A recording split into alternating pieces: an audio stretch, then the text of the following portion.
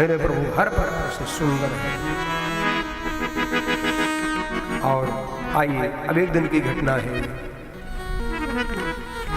कन्हैया गौचारण करके लौट रहे हैं। गोपाल का नाम सार्थक हो रहा है क्योंकि गाय का पालन कर रहे हैं।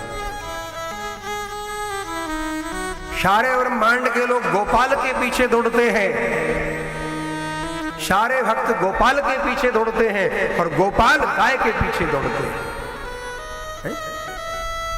गोपाल वो है जो गाय के पीछे दौड़ते हैं, गाय की सेवा करते हैं, इसलिए गाय की सेवा करिए।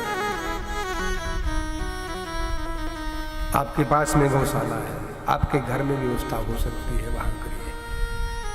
और यदि नैनीताल में जुड़ना है तो वहां आइए। अगले साल 2024 में गौशाला का उद्घाटन होगा और कथा भी होगा, आइएगा आप। जितनी सेवा बन पड़े, एक गाय की, 2 गाय की, आधी, जितनी आपकी इच्छा हो, जो आपकी सामर्थ्य हो, आप जरूर सेवा करते रहिए गाय की। गाय बचेगी तो देश बचेगा, राष्ट्र बचेगा, और राष्ट्र बचेगा तो हम बचेंगे। केवल ये ना सोचें मेरा परिवार ठीक है, मेरी दुकान ठीक है, मेरा पोता पोती ना, थोड़ा ऊपर सोचिए, संकीर्ण विचारधारा को छोड़कर थोड़ा ऊपर उठिए, क्योंकि इंसान का जीवन बार बार नहीं मिलेगा। ये मानव की जिंदगी बार बार नहीं मिलेगी। पता नहीं कहां कौन से गटर की नाली के कीड़े बना दिए जाएंगे, पड़े रहेंगे, गधे घोड़े बना देंगे, पड़े रहेंगे। ये भगवान की करुणा है कि इंसान बनाया है। भगवान के प्रति प्रेम नहीं, संत ग्रंथ के प्रति प्रेम नहीं, और गाय के प्रति प्रेम नहीं, देश के प्रति प्रेम नहीं, राष्ट्र के प्रति प्रेम नहीं, तो मानो चलता फिरता मुर्दे के समान है। आज गौचारण करके प्रभु लौटे। अगले दिन प्रभु ने लीला करी। बोले भैया अब एक काम करो, आज गौचारण नहीं करेंगे। बोले तो आज काली दह में चलेंगे। क्यों चलेंगे? अच्छा बलराम जी को नहीं लिया, बलराम जी को नहीं लिया। आज बलराम जी को प्रभु ने थोड़ा सा छेड़ दिया, चिढ़ा दिया। बोले आज जाने नहीं। बोले मैं यही तो चाहता हूँ तुम ना जाओ। क्यों? मुझे जाना है काली के पास, मामला तुम्हारी बिरादरी का, कहीं तुम्हें कष्ट ना हो। आज भगवान चले गए काली दह की ओर, जहां 101 फन का काली नाग पड़ा हुआ है, और वहां का जो जल पीती है पक्षी जानवर गाय, महाराज उसकी मृत्यु हो जाती। कन्हैया गए और भागवत कहती विलोक दूषिताम कृष्णाम कृष्णा कृष्णा है ना विभू। आज भगवान ने लीला करी, लेकर गए और बोले रेशम की गेंद के साथ गेंद बल्ले का खेल होगा। खेल प्रारंभ हुआ, शर्त रखी गई जिसके द्वारा गेंद जाएगी वही निकालेगा। रेशम की सुंदर गेंद श्री रामा लेकर आए थे, भगवान ने प्रहार किया, गेंद चली गई। बोले लेकर आओ। बोले 10-20 देंगे। बोले ना हम उसी को लेंगे, भगवान चाहते हैं, सब जाना चाहते हैं। बलराम जी ने सबको समझाकर रोका। अबाल बनता सभी दुखी हो गए। कन्हैया जो ही गए। अब कन्हैया जब पहुंचे वहां जाकर के तो महाराज सर्प के कोई कान नहीं होता, आंख और कान, आंख से ही दोनों काम करता, सुनने का और देखने का।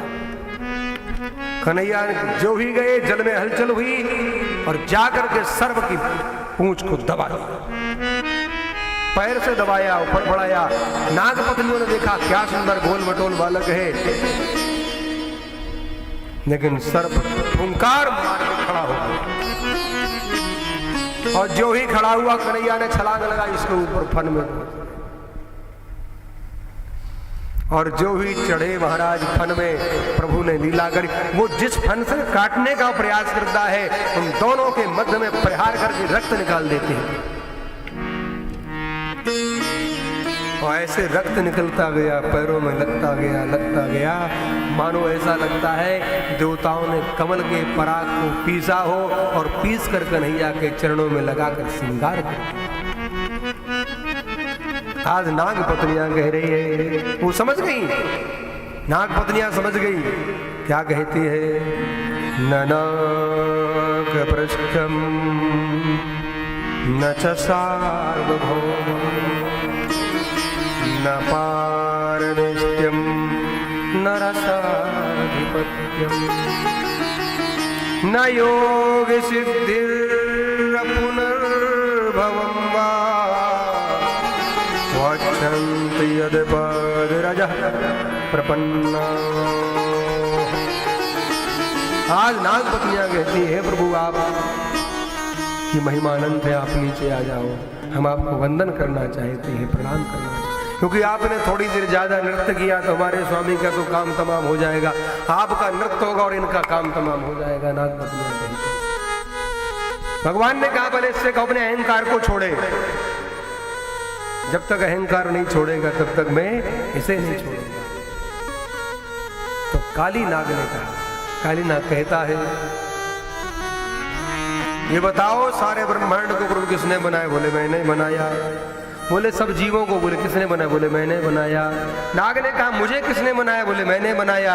बोले मुझे जहरीला किसने बनाया? बोले मैंने बनाया। भगवान कहते बोले क्रोधी? बोले क्रोधी भी मैंने बनाया। तो नाग क्या कह रहा है?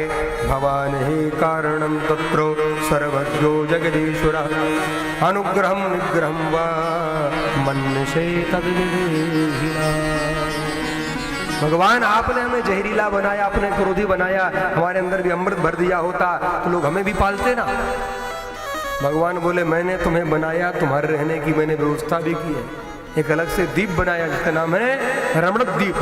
आप वहां हो, यहाँ क्यों रह रहे हो? मैंने रहने की व्यवस्था की।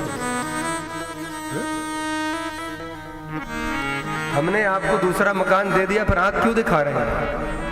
अपने दायरे में रहो। इस देश की बहुत बड़ी भूल हुई, बंटवारा हुआ भी और नहीं भी, बहुत बड़ी भूल हुई। ये डिवाइडेशन का जो रूल लाया गया केवल अपनी महत्वाकांक्षा को पूर्ण करने के लिए लाया गया उस समय के लोगों के द्वारा, और आज परिस्थिति क्या होती है सोचिए। हमने आपको मकान दे दिया, अपने मकान में रहिए, दूसरे के मकान में पत्थर फेंकने की कोशिश क्यों कर रहे हो? आज भगवान ने कहा मैंने तेरे रहने के लिए एक जगह बनाई रमणद्वीप, वहां चला जा, क्यों नहीं जा रहा है? बोले वहां जाऊंगा तो गड़बड़। बोले क्यों? बोले वहां मुझे गरुड़ खा जाएगा। भगवान बोले गरुड़ नहीं खाएगा, गरुड़ तो यहाँ बोले यहाँ नहीं आएगा, क्योंकि यहाँ सौभर मुनि का श्राप लगा हुआ, गरुड़ को इसलिए वो आ नहीं सकते। वहां जाऊंगा तो गरुड़ खा जाएगा। भगवान बोले बिल्कुल नहीं खाएगा, गरुड़ मेरा चेला से तू भी मेरा चेला है, क्योंकि मैंने पक्की वाली मोहर लगा दी तेरे फन में नाचना चाहिए। इसलिए जब सर फन उठाता है ना तो उसके नीचे अंग्रेजी का यू दिखता है। आप देखिए ये वैष्णव तिलक है। भगवान ने कहा आज से तू मेरा चेला बन गया है। एक फालतू और एक पालतू, है ना? फालतू और पालतू। फालतू कोई भी दो डंडे बजा देता चल देता, लेकिन पालतू कोई मार सकता है? हमारा मन एक कुत्ते की तरह है कि मन कुत्ता दर दर फिरे, दर दर दूर दूर हो, एक कई दर को होए रहो तो दूर दूर करे। यदि हमारा मन प्रभु में एक जगह लग जाएगा, क्योंकि हमारा मन भटक रहा है, हम अपने देवताओं को पूछते पूछते पता नहीं कहां से कहां पहुंच जाते हैं। आज वीरवार है तो फला जगह चले जाओ, फला जगह चले जाओ। हमारे देवताओं की कमी है क्या? हम अपने को नहीं पूज पा रहे हैं और इधरों भाग रहे हैं। एक जगह समर्पण कर दो जीवन में, वो भी एक जगह, चाहे राम जी को मान लो, कन्हैया को। देखो भक्ति सबकी, भक्ति का मतलब है सबके प्रति प्रेम तो करो, सबका सम्मान तो करो, लेकिन एक के प्रति समर्पण होना चाहिए। चाहे राम के प्रति हो, चाहे भाई गोविंद के प्रति हो, चाहे माँ के प्रति, किसी के प्रति, हनुमान जी के प्रति, जहां आपकी आस्था हो वहां आप समर्पण कर दे।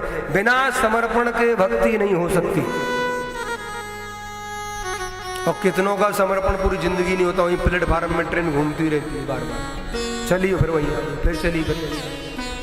वो ज्ञान की बातें बड़ी बड़ी करते हैं, लेकिन बस घूम फिर कर बोले हमें तो कोई महापुरुष मिला ही नहीं, हम किसको गुरु बनाए। बहुत से लोग तो यही घूमते रहते हैं मेरे पास, बहुत महाराज हमको कोई मिला ही नहीं है, हम किसको गुरु बनाए। मैंने कहा तू सारे ब्रह्मांड का गुरु है, तभी तू खोज रहा है।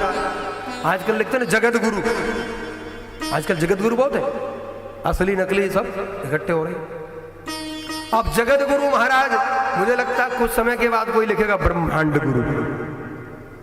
पैदा होने वाला, कोई बड़ी बात नहीं। इसलिए एक काम करो, समर्पण करो एक में, चाहे राम जी में समर्पण करो, चाहे कन्हैया में।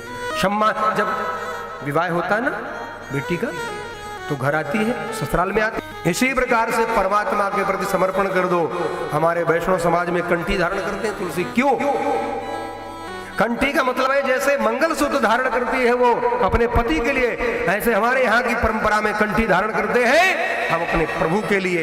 मंगलिया मोरी छोड़ो न भैया, सिया के सैया मोरे छोड़ो न भैया, सिया के सैया मोरे छोड़ो न भैया, अवध सैया मोरी छोड़ो न भैया, अवध सैया मोर छोड़ो न भैया, अवध सैया मोरी छोड़ो न भैया, सिया के सैया मोर छोड़ो न भैया, सिया के सैया मोरी छोड़ो न भैया, सिया के सैया मोर छोड़ो न भैया, अवध सैया मोरी छोड़ो न भैया, अवध सैया मोर छोड़ो न भैया, अवध सैया मोरी छोड़ो न भैया, अवध सैया मोर छोड़ो न भैया।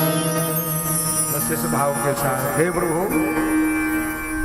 इस भाव को बंधन कर दो। आगे ब्रज में अग्नि लग गई, भगवान ने अग्नि का पान किया है। काली नाग के माध्यम से भगवान ने जल तत्व का संशोधन किया और अग्नि का पान करके भगवान ने अग्नि तत्व का संशोधन किया। प्रभु ने बचपन में बाल लीलाओं के माध्यम से पांचों तत्वों का संशोधन किया। तृणावर्त का उद्धार किया तो आकाश वायु दोनों का संशोधन किया। मृत्तिका भक्षण की लीला से मिट्टी तत्व का संशोधन किया। फिर काली नाग के मान का मर्दन करके जल तत्व का संशोधन कर दिया और अग्नि लगी, अग्नि का पान किया तो अग्नि तत्व का ही प्रभु